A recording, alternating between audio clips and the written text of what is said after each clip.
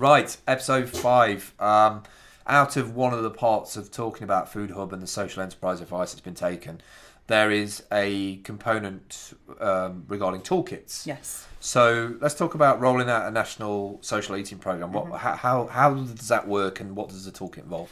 Okay, basically, I had lots of inquiries from people around the country saying, how do you do it? You know, could we give me some advice on how to set one up? So what I'm doing is I'm creating a PDF toolkit, which basically says all the stuff about how to do it, the logistics of it, how to build relationships with people, how to, you know, become a key holder for a place, the legal things that you need to consider, insurance, other bits and pieces like that, menu suggestions, all the sort of stuff, how to get around problems like, you know, you haven't got any knives and forks, well, you have to ask people to bring them themselves and then take them home themselves and wash them up. It's like all sorts of bits and pieces like that to get around some of these issues.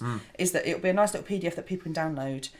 We'll have a rate for organisations and a rate for individuals, and in that we'll have some promotional materials. So it will be like a TEDx, it will be Secret Kitchen Brighton or Secret Kitchen Leicester. Right. So you'll have our logo with a sort of with your bit typed into the bottom. Any publicity you're doing needs to have that on, and there'll also be certain things that you adhere to, like it's a 1-pot vegetarian meal cooked by the community for the community. Right. So certain values to do with Secret Kitchen. So what will happen is that we'll get people to subscribe to that, and they'll buy the toolkit, and then there's a small subscription which links them into Secret Kitchen Social Eating Network, which means that they can upload photos, recipes, they can promote their event through the site, but also it means that that I can sort of keep a track on where the brand is proliferating around the country and trying to really get social eating as this fantastic thing, as a common resurrected, everyday, you know, normalising it. So and again, so that we can potentially get opportunities on wider settings to influence local policy and bits and pieces like that.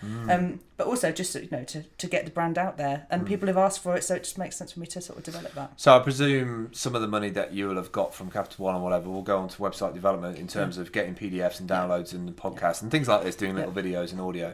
So are you going to be looking for sort of ambassadors for those different regions, or will you go and do it yourself? Or no, I mean, they'll download this stuff, but who will then take control of, like? They will. Oh, they'll do it. Yeah, I just want them download the PDF. It will show you how to do it. If they've got any problems, they can get in contact with me. I'm happy to mentor people. Right. But get on and do your event. You put on whatever you like, as long as it sticks to the rules of. They take the money for it, but it just means that it's under our it's done under our banner. Right. So in terms of promotion and publicity and just proliferating the brand, it's a really good idea. Right. But also means that anybody who's going somewhere can have a look on the website and see whether there's a social eating event happening in their area. Right. So if I go somewhere, I can go to someone else's one. Right. So it's basically just getting as many social eating events happening as possible across the country, and there just being a site where people can exchange around that and can see what everyone else is doing. Awesome. So it's a really simple model. Let people get on with it. They can take the money from it. I'm not interested in making tons of cash off it. I'm looking to develop a platform around it and a culture around it. Plant the seed of people, make sure they get fed and eating the right kind of food.